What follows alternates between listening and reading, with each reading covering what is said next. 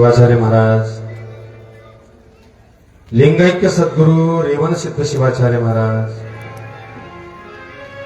सद्गुरु चंद्रशेखर शिवाचार्य महाराज यांच्या पवित्र पावन चरणाला अष्टांग दंडवत करून परमपवित्र अशा भारतभूमीमध्ये आचार्य उपाचार्य पदावर आरूढ असलेल्या सर्व आचार्य सद्गुरूंच्या चरणी प्रणिपात करून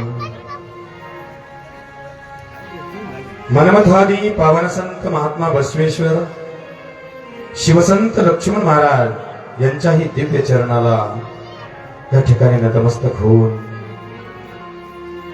माझे ज्ञानेश्वर माऊली जगद्गुरु तुकोबाराय नामदेव एकनाथ आदी सर्व संतांच्या पवित्र पावन चरणाला दंडवत करून वाई शिवक्षेत्राचा अधिष्ठान स्वरूप असलेल्या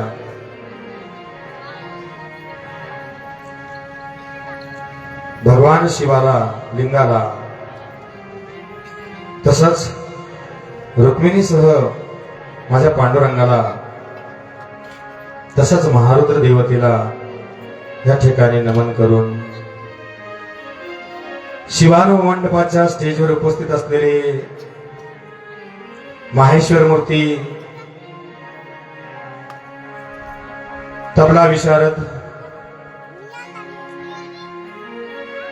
योगेश स्वामी अंबाजोगाईकर तसंच संगीत विशारद संगीत अलंकार लिंगराज पाटील राम वडगावकर अखंड हरिनाम सप्ताहाचं योग्य पद्धतीनं मार्गचलन करण्याचं काम करणारी सर्व अखंड हरिनाम सप्ताहाची पंच कमिटी, त्यामध्ये अध्यक्ष असतील, उपाध्यक्ष असतील, सचिव आणि सदस्य सर्व असतील आणि यांच्या यशस्वीतेला कारण असणारं सर्व ग्रामस्थ मंडळ की जेणेकरून सर्व ग्रामस्थ मंडळांच्या सहकार्यानं चालत आलेला हा अखंड हरिनाम यशस्वी असणारा सप्ताह आणि या मार्गाचं प्रबोधन करून मार्गदर्शन करण्याचं काम करणारे परमपूज्य आदरणीय गुरुवर्य भगवान महाराज आनंद गडकर तसंच पंचक्रोशीतून आलेली सर्व सद्भक्त मंडळी, तर गावामधील असणारे सर्व बांधव वर्ग मातृवर्ग, त्यामध्ये गायक असतील, वादक असतील, कथाकार असतील, कीर्तनकार असतील आणि त्यानंतर या ठिकाणी माझे शिवलीवरून आलेले परम मित्र, ज्या ठिकाणी आम्ही सोबत असणारा शिक्षण घेतलं असे असणारे आमचे प्रकाश कपाळे आणि विराजी असणारे भालेकर, सवंगड्याची भेट 30 वर्षाच्या नंतर झाली, समाधान वाटलं आणि अशा पद्धतीनं सर्व जे काही आलेली सर्व भाविक मंडळी आहे, श्रोते मंडळी आहे, सद्भक्त मंडळी आहे, त्यामध्ये काही माडीमधून ऐकत असतील, काही वट्यावर बसून ऐकत असतील, काही झोपून ऐकत असतील, सर्व असणारे यांच्या हृदयामध्ये चित्शक्तीला पुनश्च एकदा अभिवादन करून आजच्या या षष्टम पुष्प सेवेला आपण सुरुवात करूया. ओम नमो शिव शंकरा, ओम नमो करुणाकरा,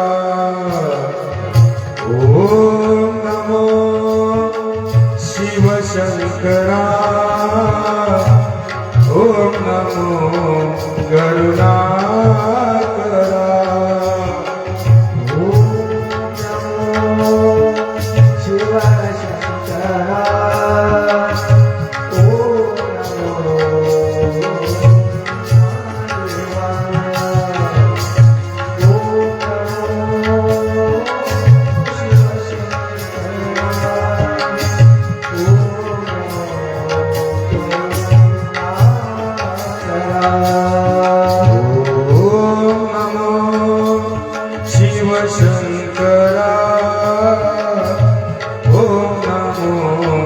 करुणाकरा ओम नमो शिव शंकरा ओम नमो करुणाकरा ओम नमो शिव शंकरा ओम नमो करुणाकरा ओम नमो शिव शंकरा ओम नमो शिव शंकरा ओम नमो करुणाकरा ओम नमो शिव शंकरा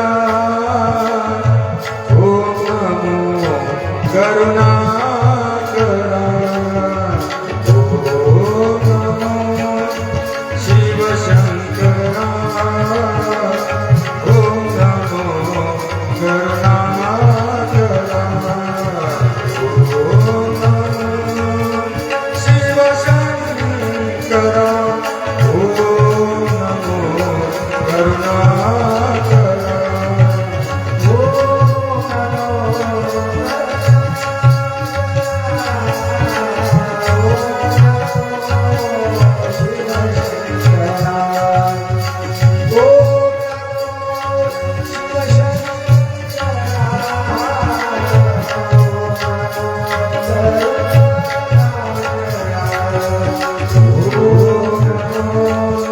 शिव शंकरा ओम नमो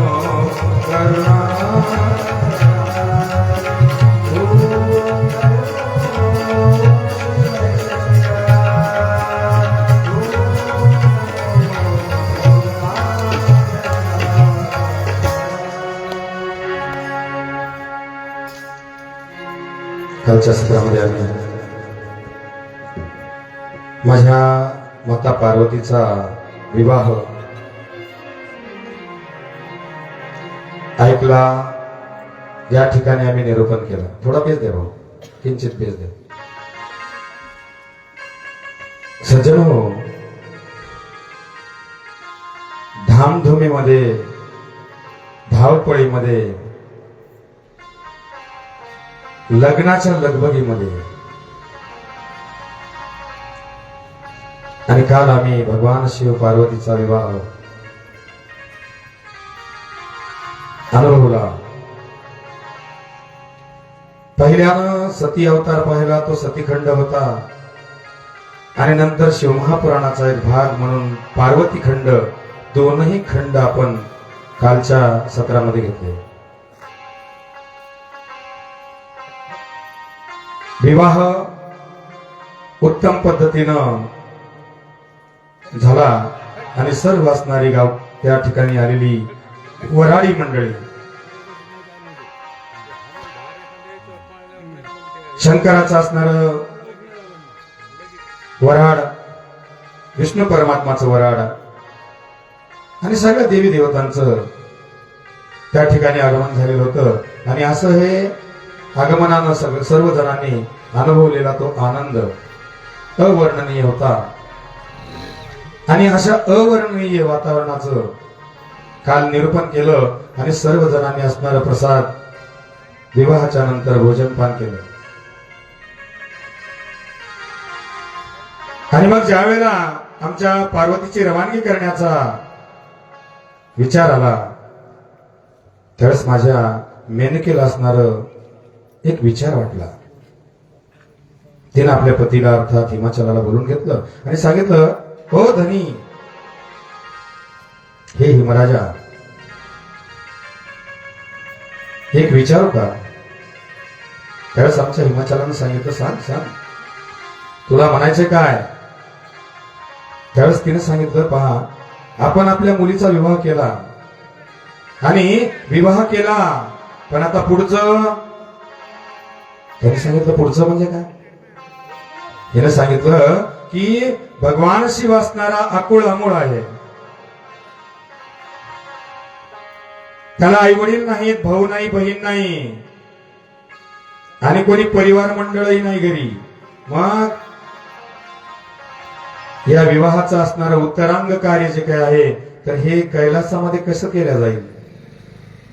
मग मला असं वाटतंय की आपण या ठिकाणी त्यांचं उत्तर कार्य करावं आणि भगवान शिवाला 4 दिवस इथंच राहा म्हणावं, की जेणेकरून आपल्याला उत्तरांग कार्य करता येतील विवाहाचे. त्यावेळेस हिमाचलानं थोडा विचार केला, कारण का प्रत्येक गोष्ट बायकोची ऐकून बरं का पुरुष मंडळ, प्रत्येक गोष्ट आपल्या बायकोची ऐकतच राहू नये. मग ग्रंथ सांगतो मग नंदी बैल होतो म्हणून जे ऐकायचं तेवढंच ऐकावं. तेही ऐकत असताना सत्सद विवेक बुद्धीचा आपल्या वापर करावा, की हे योग्य आहे की अयोग्य आहे, याच्यापासून लाभ होईल की हानी होईल याचा सत्सद विचार करावा आणि मगच ऐकावं. आमच्या हिमाचलानं विचार केला की ही खरी गोष्ट आहे की पुढील पार्टी जी काय आहे वराची, तर तिथं सर्व कार्य करणारं कोणी नाही, झटणारं कोणी नाही. मग आपली पत्नी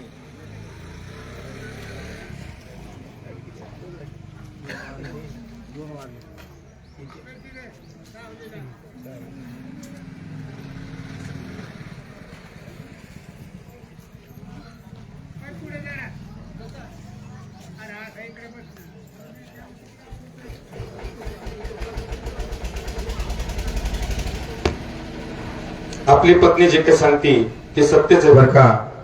मनामध्ये विचार केला आणि मग विष्णू परमात्मा आणि ब्रह्मदेवाला जवळ बोलवलं किंवा जवळ गेले आमचे हिमाचल आणि त्यांना सांगितलं, प्रभू आपण इथून मुलीची रवानगी करू, पार्वतीची रवानगी करू, पण पुढचं उत्तरांग कार्य करण्यासाठी तिथं कोणी धडपडणार नाही. तुम्ही तुमच्या नगरीला निघून जाणार, ब्रह्मदेव ब्रह्मदेवाच्या नगरीला निघून जाणार. बाकी जे जे काही ज्यांचे ज्यांचे पद आहेत दशदिक्पालांचे त्या आपापल्या नगरीला निघून जाणार. मग हे कार्य असणार कसं पुढचं परिपूर्ण होणार आहे? माझी विनंती आहे की आपण असणार भगवान शिवाला आणि विनंती करा आणि 4 दिवस असणार इथंच थांबायचं सांगा. त्यावेळेस विष्णू परमात्मा आणि ब्रह्मदेवानं ठीक आहे म्हटले, काय हरकत नाही. दोघंही असणारे भगवान शिवाकडे गेले आणि भगवान शिवाकडे जाऊन साष्टांग नमस्कार केला. भगवान शिवाला विचारलं, बोला श्रीहरी काय म्हणताय? त्यावेळेस आमच्या श्रीहरीने सांगितलं की प्रभू हिमाचलाची आणि हिमाचलाच्या पत्नीची मेनकेची इच्छा आहे की आपण 4 दिवस इथंच राहावं, इथंच असणारा जो विवाहाचं उत्तरांग कार्य ते आम्ही करून घेऊ, उरकू. त्यावेळेस त्यांनी सांगितलं, भगवान शिवाने सांगितलं, मी आणि सासरवाडीत राहू कदापि शक्य नाही. कारण का सासरवाडीमध्ये राहणाऱ्याला माहितीये महाराज काय ताण असतो ते. नवीन पाहुणा आला पहिल्या दिवशी पुढं पुढं पुढं पुढं पुढं पुढं सगळं जग करतो, सगळा परिवार त्यांच्या पुढं पुढं करतो. दुसऱ्या दिवशी दिल्लगीला चालू होते, खालीवर बोलून दिल्लगी करायला चालू होते. आणि तिसऱ्या दिवशी काही ना काहीतरी काम सांगितलं जातं त्याला. म्हणून पहिल्या दिवशी पाहुणा, दुसऱ्या दिवशी मेहवणा आणि तिसऱ्या दिवशी झाडू घे बोलवणा. आणि हा प्रकार आमच्या जावई लोकांचा आहे. 99.99% माणसानं सासरवाडीमध्ये राहूच नाही, कारण का इज्जत राहत नाही किंवा प्रतिष्ठा राहत नाही. म्हणून भगवान शिवाने सांगितलं, बाबा रे मी इतके दिवस राहणार नाही. मग म्हटले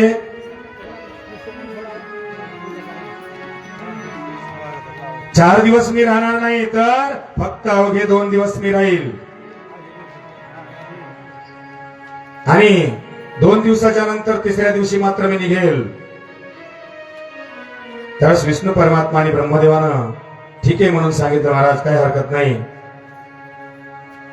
हिमाचलाकडे गेले, मेनकेकडे गेले आणि हिमाचल आणि मेनकेकडे जाऊन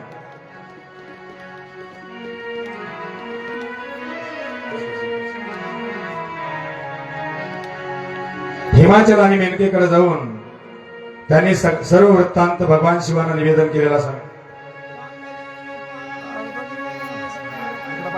देव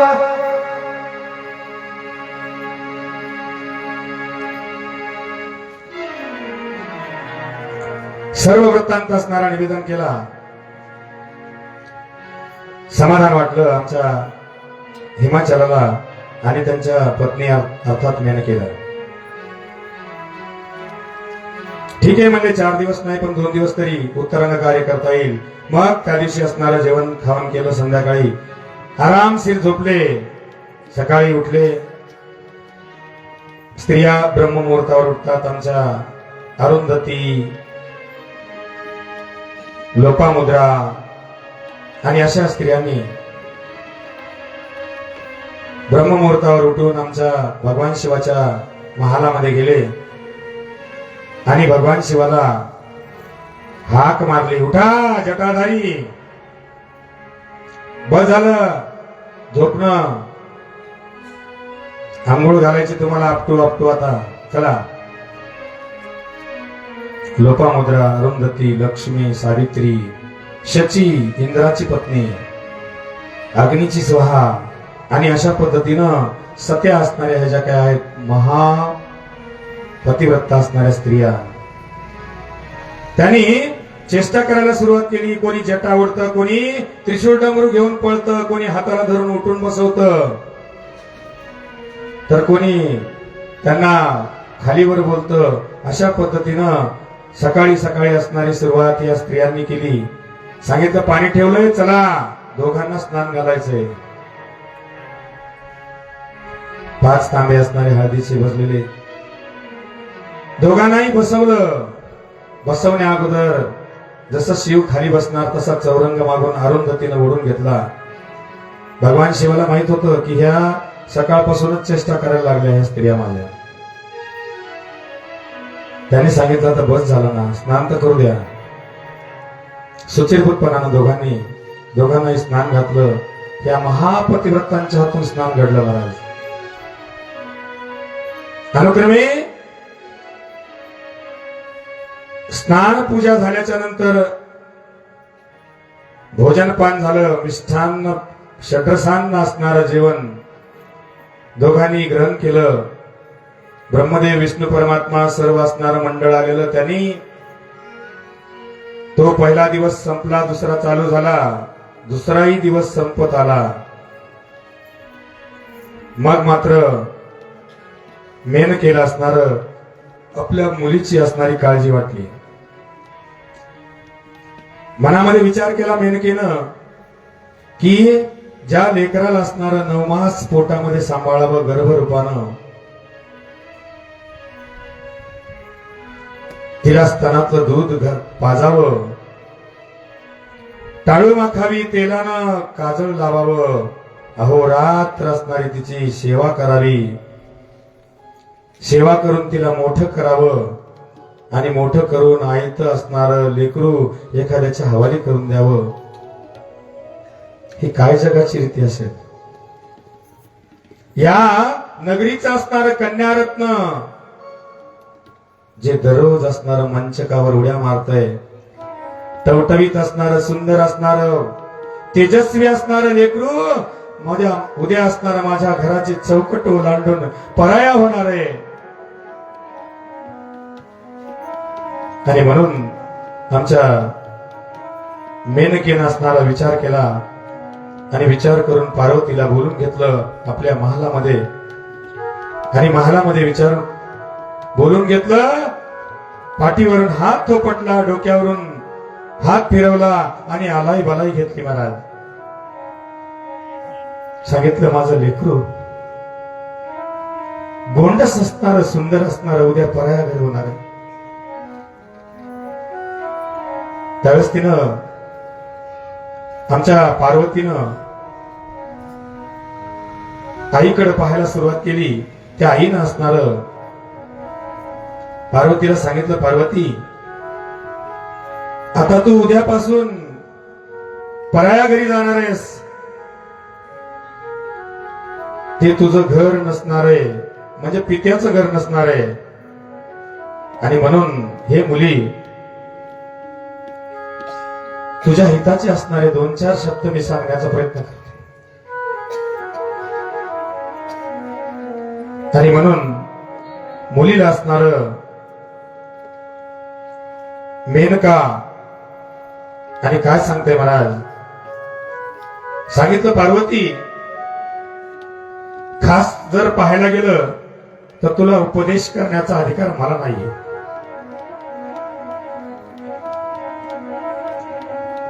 तू असणारी अखिल जगताची जननी आहेस, पूर्ण ब्रह्मांडाची असणारी माता आहेस तू.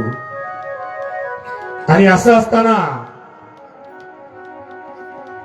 तुला एकही शब्द उपदेश रूपाचा बोलण्याचा अधिकार माझ्यासारख्या पामराला नाही. पण ज्या वेळेला तू माझ्या पोटी कन्या रूपानं जन्म घेतला आणि मी आई रूपानं झाले, तर माझं काहीतरी थोडा बहुत अधिकार बनतो तुला हिताचं असणारं मार्गदर्शन करण्याचं. पार्वती, जगात पतिव्रता नारीच धन्य आहेत बरं का. प्रत्येक स्त्रीनं असणारं पातिव्रत्यानं राहावं. जशी पतिव्रता श्रेष्ठ आहे तशी दुसरी कोणतीच श्रेष्ठ नाही बरं का. जी स्त्री आपल्या पतीला देव मानते, त्याची निरंतर सेवा करते, तिलाच पतिव्रता म्हणावं बरं का पार्वती.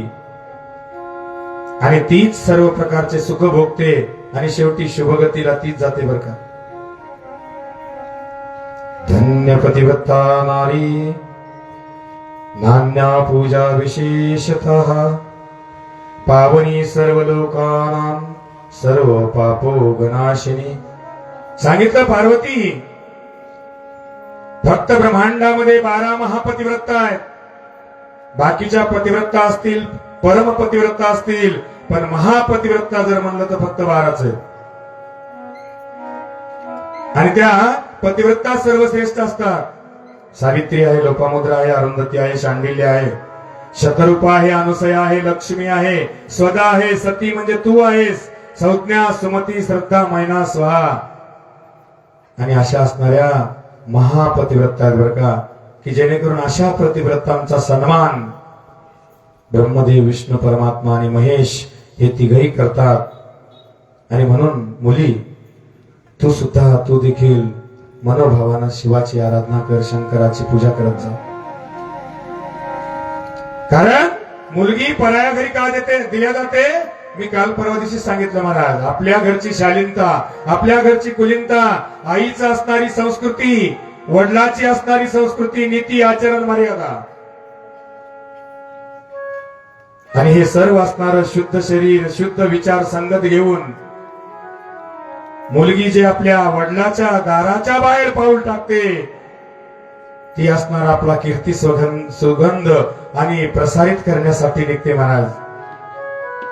आणि पराया घरी, नवऱ्याच्या घरी ज्यावेळेस जाते, तिथं असणार जरी धर्माचरण नसेल तर धर्माचरणाचं काम करते, लावण्याचं काम त्या समाजाला, त्या कुटुंबाला, त्या परिवाराला. आणि आपला असणारा कीर्तिध्वज उभारण्याचं काम दिलेली मुलगी करते महाराज. आणि म्हणून प्रत्येक सुवासिनींनी ज्या ज्या घरी आपल्याला दिलेलं आहे ते आपलं घर समजून त्यांची निरंतर सेवा करून आपल्या जवळचा असणारा चांगला गुण, आई वडिलांची सेवा, आदर, शील, नीती, संस्कृती, शालीनता, कुलीनता हे तिथं प्रसारित करावे. आणि म्हणून सत्प्रवृत्ती ना गती दे पार्वती.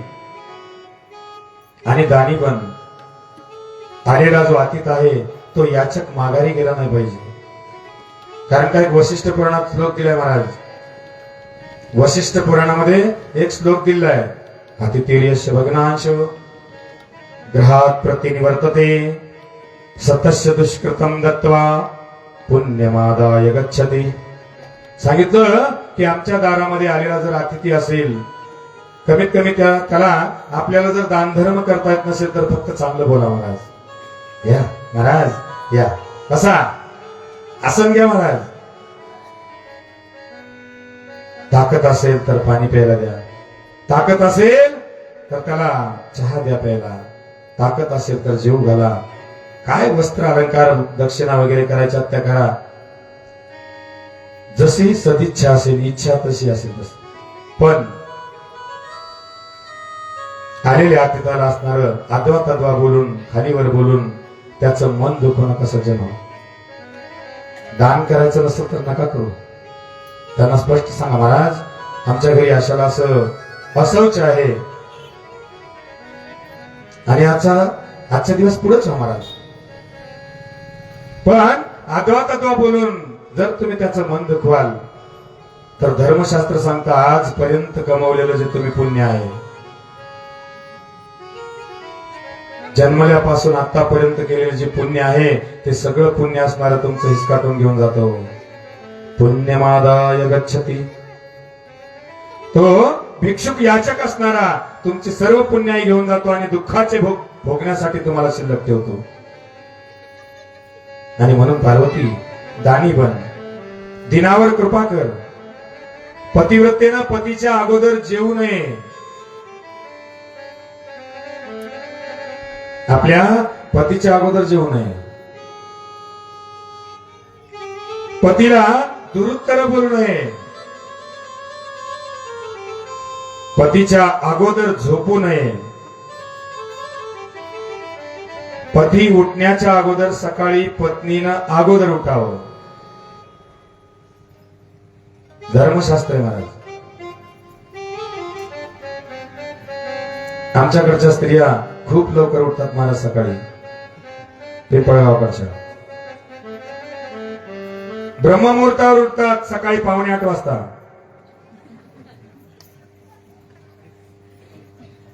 ब्रह्ममुहूर्तावर. आणि पतिव्रते नसणार 3:30 ते 5:30 या दोन्ही वेळेमध्ये 5:15 5:30च्या दरम्यान तरी उठावं असं धर्मशास्त्राचा नियम आहे. मग घराचा असणारा दरवाजा झाडून सडा संमार्जन करणं की जेणेकरून ब्रह्ममुहूर्तावर असणारी लक्ष्मीचं आगमन आपल्या घरी होतं असं सिद्धांत दिलेला असतं महाराज. की त्या दिवशीचा असणारा आपला जो शेर आहे किंवा भाग्य आहे ते घेऊन असणारं लक्ष्मी आपल्या दारी येते असं सांगितलं जातं. आणि म्हणून सुवासिनीनं तिचा आदर सत्कार करावा, सडा संमार्जन करून रंगवल्लिका रांगोळी काढून तिचा सन्मान करावा असं सांगितलं जातं. पतीच्या अगोदर उठावं. पती परगावी गेल्यास आपण श्रंगार करू नये. श्रंगारावर मी कालच बोललो. पतीचं नाव घेऊन बोलू नये. पतीला नावानं हक्का मारू नये. पतीला दुरुत्तर करू नये. त्यांच्यावर रागावू नये. त्यांना हाक मारताच आपल्या हातातलं काम सोडून पहिलं त्यांचं काम करावं आणि आनंदानं करावं. पाय आपटीत, भांडे आपटीत नाही. आमच्याकडचे करतात. ती फरशी फुटते काय असं वाटतं, धप धप धप धप धप धप. आणि भांडे ते खडखड खडखड वाजतात, असे सगळेच पडतात खाली धन धन. हाक मारल्याबरोबर आपल्या हातचं काम सोडून त्यांचं आनंदानं स्वीकारावं. सांगितलेलं काम आनंदानं करावं. मात्र खळखळ करू नये. दुसऱ्याच्या घरी जाऊन बसू नये. पतिव्रता स्त्रीनं दुसऱ्याच्या घरी जाऊन बसू नये आणि लावालावी करू नये. कोणाच्या चाड्या चुगल्या करू नये. पतीच्या आज्ञेशिवाय तीर्थ आणि व्रत करू नये. पतीनं जर मान्य केलं सोमवार धरायचे 16 किंवा प्रदोष धरायचा किंवा एकादशी धरायची किंवा चतुर्थी धरायची किंवा शिवरात्री करायची तर त्यांच्या आज्ञेनं करावी. त्यांना सांगून करावी. ते सोबत करत असतील तर सगळं अतिउत्तम. पण पतीच्या आज्ञेशिवाय तीर्थाला जाऊ नये किंवा व्रत करू नये. शेजारणी सोबत जास्त हितगुज करू नये. कारण का शेजारी म्हणजे निंदकाचं घर असतं महाराज. कारण का बरं चालायला देखवत नसतं शेजाऱ्याला. मग जवळ येते, काय झालं मग काहीतरी कल कल कल कल चालू होतं, हळूच म्हणेन. मग ही सून सांगते, बघा ना ती जाऊ अशी वागायली, ती सासू अशी वागायली, त्या देरानं शिवाय हो गो माय किती त्रास आहे ग तुला. आणि तशीच करते बघ तुझी सासू.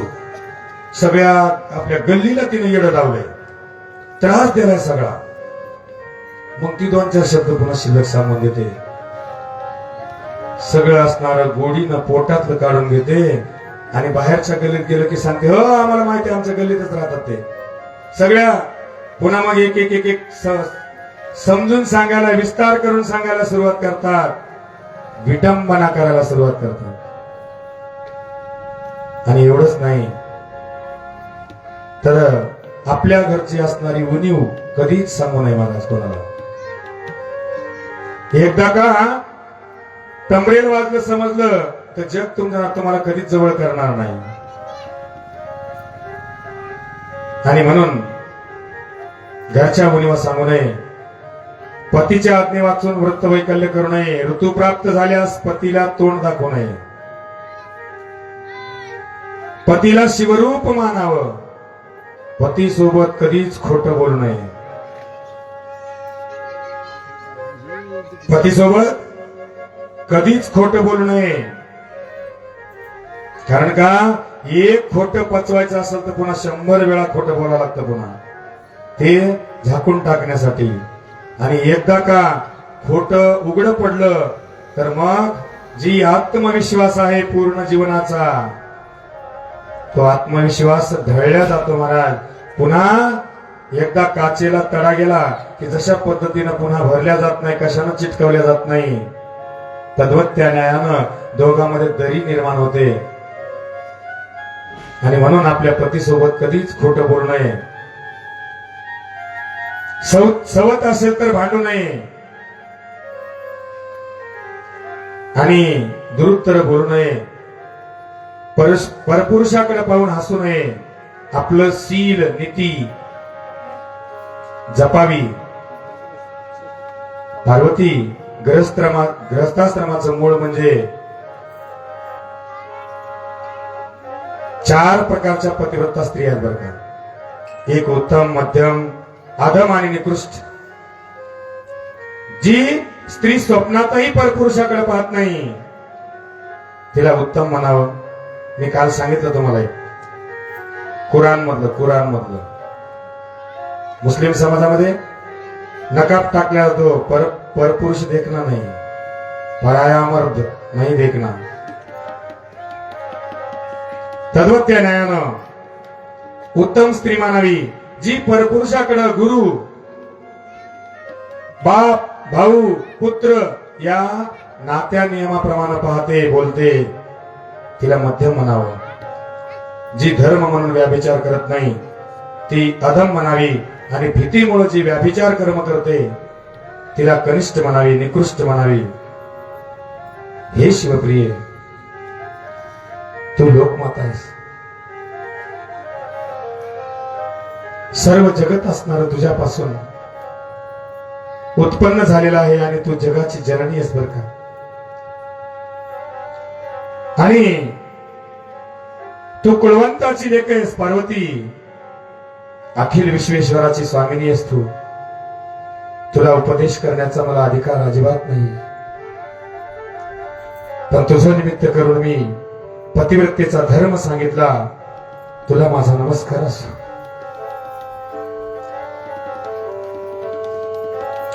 आमच्या मेनकीनं शक्ती रूपाला, पार्वती रूपाला नमन केलं. आणि संध्याकाळच्या असणार आपल्या जवळचा जो सन्मार्ग आहे किंवा सद्विचार आहे तो आपल्या मुलीजवळ मांडला. धर्माची रीती, पतिव्रतेचा धर्म. आणि गुपचूप असली पार्वतीने असणारा शब्द ऐकले, त्याच्यावर कोणतीही प्रतिक्रिया दिली नाही. आणि मग आई जवळून उठली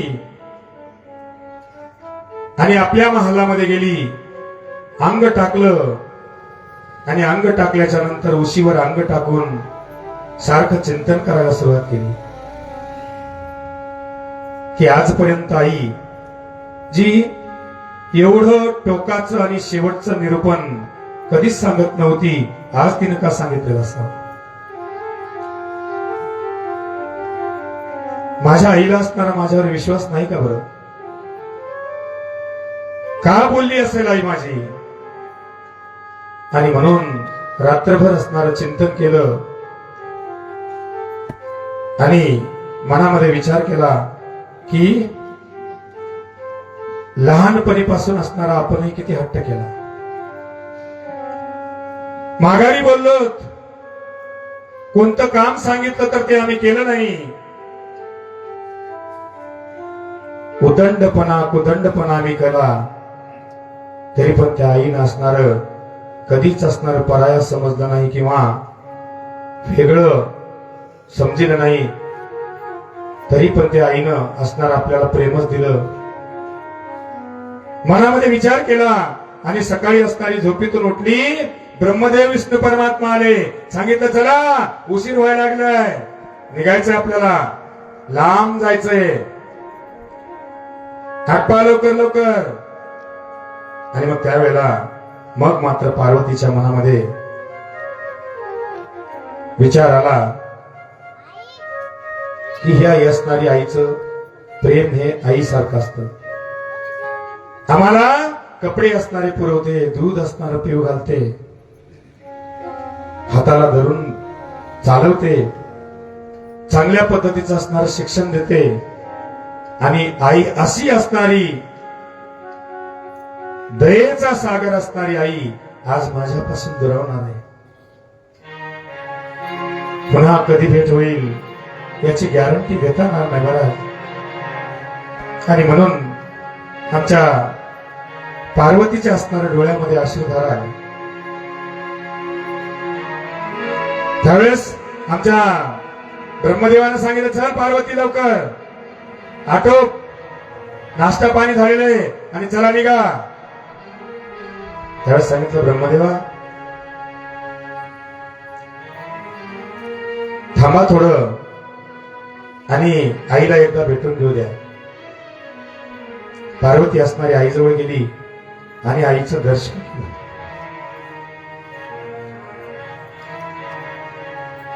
आईच्या हृदयाला लागली आणि हृदयाला लागून सांगितलं, आई तू मला रात्री एवढा उपदेश दिलास, काय कारण असेल? तुला तुझ्या गुणवान कुलीन शालीन मुलीवर विश्वास नव्हता का? तिने सांगितलं, नाही ग, माझ्या हाताखाली तू अल्लड म्हणून राहिलीस, पण पराया घरी असणारा अल्लडपणा जमत नसतो मुली, आणि म्हणून मी ते सांगण्याचा प्रयत्न केला. त्यावेळेस सांगितलं, आई मी सुद्धा तुला क्षमा मागते. तुझ्याजवळ बराचसा काही हट्ट केला, ही वस्तू आण, ती वस्तू आण, हे कपडे आण, ते कपडे आण, अमुक अलंकार दागिने दे मला, आणि तू पुरवतच केलीस. एखाद्या वेळी तुझं न ऐकून दंडीलपणा सुद्धा मी केला. आई क्षमा कर बर का मला त्याबद्दल, आणि मंगलमय असणारा तुझा आशीर्वाद माझ्या मस्तकावर ठेव बर का.